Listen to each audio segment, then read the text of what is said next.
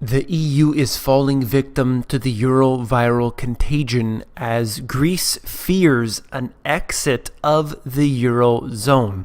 You came here for the truth, so let me unveil that for you. Let's get into how the EU is suffering and how this will connect into the global economy. We'll get into this article right here, the most important article of the day, and that is talking about capital controls. This is out of Reuters. The situation of the banks is getting more and more difficult every day. That's a European official saying this. In the end, in order to safeguard the banking system, capital controls will probably have to be imposed. I've been warning about this since my book came out, since I've done this YouTube channel, that they will do these kind of things. Why? Not because I have a crystal ball, but because they have done this so many times before, and then they always warn prior to it happening. Here it is happening before our very eyes. They're giving us the warning right here. But consistently, we hear of this type of talk as fear-mongering when you warn about it. But of course, that is not the case. There are simply many ways that they can do this. They can do a bail-in. They can call it a levy. They can call it a tax. They can do it capital controls. Whatever you want to call it, it basically means that you have less money than you did before, whether you can't access it or whether it is just stolen right from you, as they did in Cyprus. All of these countries around the world have gathered together in Brisbane, Australia, in order to implement the rules and have it be a global policy for bail-ins. That is very concerning. What they're doing in here with Greece is simply they're going to allow the banks to shut off the amount of money that you're allowed to take out. So you might have $10,000 in the bank, but you're only allowed to take out $100 per day, let's say. And that is effectively what they look like they're going to be doing. And I'll connect that in with the next article. Just know that I've warned you specifically about this information. And people are wondering, well, if I'm going to take my money out of the bank, what am I going to do with it? Well, I'll try and discuss that at the very end of this video. I've discussed that in many other videos, but I will again add it to another video here. And perhaps I will have to make an educational video specifically to add to my e-course. And I'll add that there. And let's go on to this. There are many Greeks who are fearing exactly what's happening, so they're pulling their money out of the bank and probably stuffing it under their mattress. Not the best idea. However, they're worried about the bank, so they're thinking, well, I'm just going to pull my money out. In fact, there have been billions of dollars pulled out of the banking system in Greece. Right here, banks are being kept afloat through the ELA, that's the Emergency Liquidity Assistance Lifeline, extended by the Bank of Greece, subject to approval by the ECB. The ELA pool, which currently stands at 65 billion euros, is extended to solvent lenders as a temporary measure to cover liquidity shortages. So people pull their money out, all they do is print up money out of thin air, and they send it back into the bank for it then to be pulled out again. So this is exactly how they're able to deal with problems, is simply by covering them up. If you have a gunshot wound, just put enough bandages on top of it and you will be able to stop the bleeding.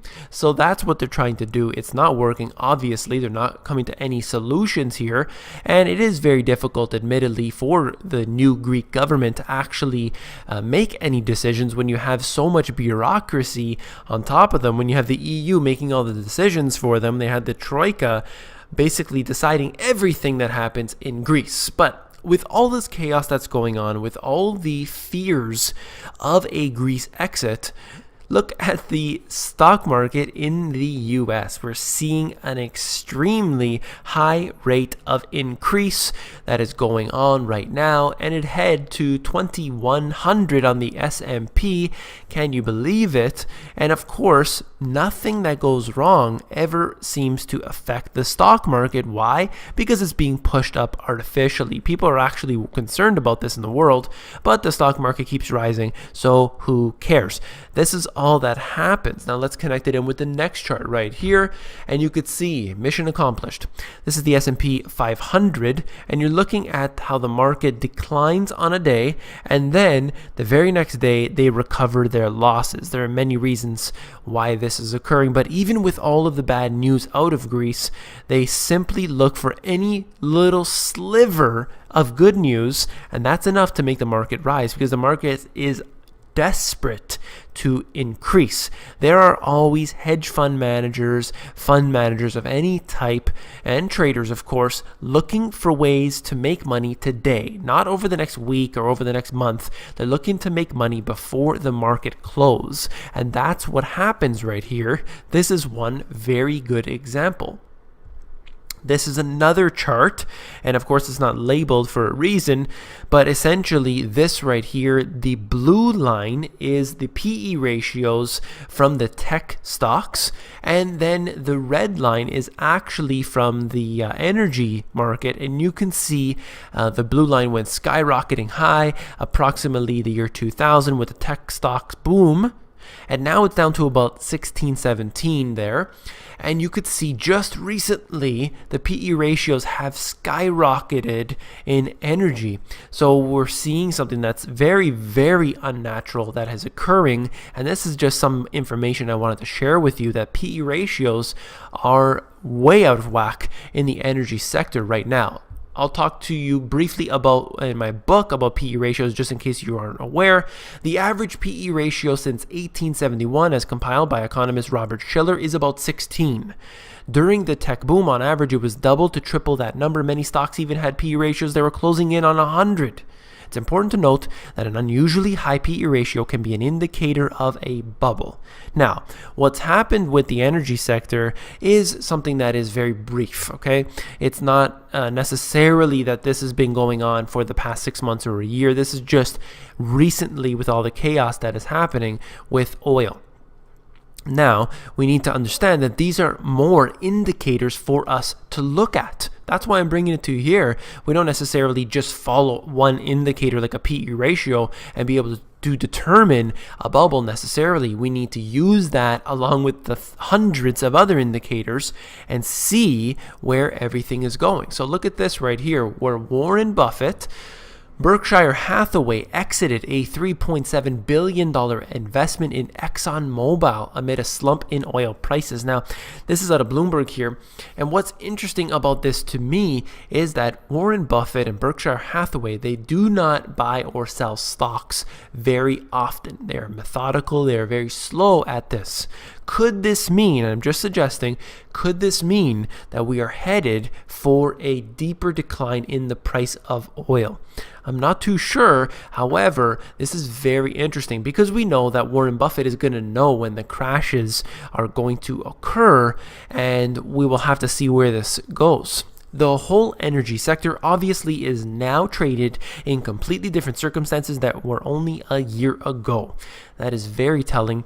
This will be something to look at in the future. Look at this right here, how it extends out into the global economy. China's housing prices year over year, we're looking at it, haven't been at this low for many, many years.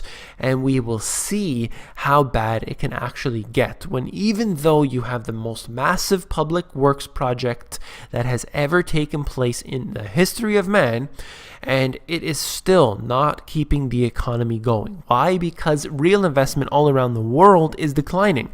You simply cannot sustain yourself. Look at the US. When other nations in the world are suffering, they are affected as well. When other nations suffer, the US suffers. And this goes for every single country for the most part, because you can't get away with it with a globalized economy anymore. We've offshored all of the jobs over to China, over to the third world, and quite frankly, if they're in trouble, we are in trouble as well. Now, to go back to what I was saying at the beginning with the capital controls, they are going to impose some sort of capital controls in most countries around the world. I believe they will go for the bail-ins. Now, if you're worried about your money in the banking system, the number one thing you can do, in fact, if you want to fight against the bankers, why do you have your money in the banking system? Other than, of course, what you need for your daily transactions. We have to pay bills. We possibly work 9 to 5 jobs. We get paid. The money goes into our banking system. Understood. But your savings, if you have any savings, you don't want to keep them in the Federal Reserve notes or any sort of note of your central bank of choice around the world. you want to keep them in real assets. Now, people are thinking, you know what, I can't afford a home. Look at the prices in Vancouver or Tokyo or Hong Kong. These prices are $1 million a piece. I cannot afford that. Well, I'm going to cover very basic steps that you can take today. Obviously, you want to own real estate if you can. That is very important. But why are you looking at those $1 million homes? What about storage lockers? What about parking spots in a nice environment, perhaps in a nice condominium? What about looking at land, farmland, if you can afford it? Yes, the prices may not be high. They may not be extremely high tomorrow. They may actually decline, but at least you will hang on and you'll have something of real wealth. You can have precious metals. You can have coins, common coins, or what they call junk silver. These are great things to have. What about storable food? Don't deny that. Now, more importantly than all of these, I believe that using the money GPS strategy, which is what I talk about in the Insiders, the money GPS strategy of having things like solar panels to provide yourself with your own electricity source. You can obviously connect it into the power grid and actually be paid back money in certain instances. And there are incentives for different cities around the world or different provinces or states that they will actually give you money back for paying into their system. So this is quite interesting. Look into that for yourself. You also want to have a garden. If you live in an area where you basically don't have a year-round good weather like I'm experiencing right now at the moment, you can have a greenhouse, and that will extend your growing time. So these things do cost money. They do take time. However, you can have these things to actually provide yourself and be self-sustainable, self-sufficient. So this is important. You want your own supply of water. Check out a website called findaspring.com. That will allow you to get your own high-quality spring water right from the ground. You don't have to rely on the polluted water sources. I've covered it before here. You have radiation, they have pharmaceutical drugs, and all kinds of other garbage in the system. You could provide the three most essential things for your own good right here, and that is the best way to safeguard everything that you have. If you found this video informative, I would really appreciate a thumbs up. Oh, and I almost forgot, just this quick thing I want to mention. Putin, the West already supplies arms to Kiev, but Moscow optimistic in the Minsk deal. I just wanted to throw this in right at the end. It's not necessarily related, but they are going ahead and actually saying, Putin's actually saying, look, the US and NATO, they're actually supplying our opposition. This is called a proxy war, and he's actually mentioning that right here. I can't believe that he actually went ahead and said that. That is essentially a quote if you want to take a look at this article from RT. And that is it for today. Please give me a thumbs up. You listen, when you give me a thumbs up, that signals not just to me that you like the information, but it signals to the other YouTubers, check out this Money GPS guy, because I will come up higher up on the rankings instead of some of those others that are not necessarily as informative as the Money GPS, of course, and not to mention the fact that I am extremely biased about the Money GPS. Now, if you want to become an insider, the Insiders is available at themoneygps.com. You just scroll down to the bottom, fill in your email address, and you get occasional emails from me with good, short, concise info.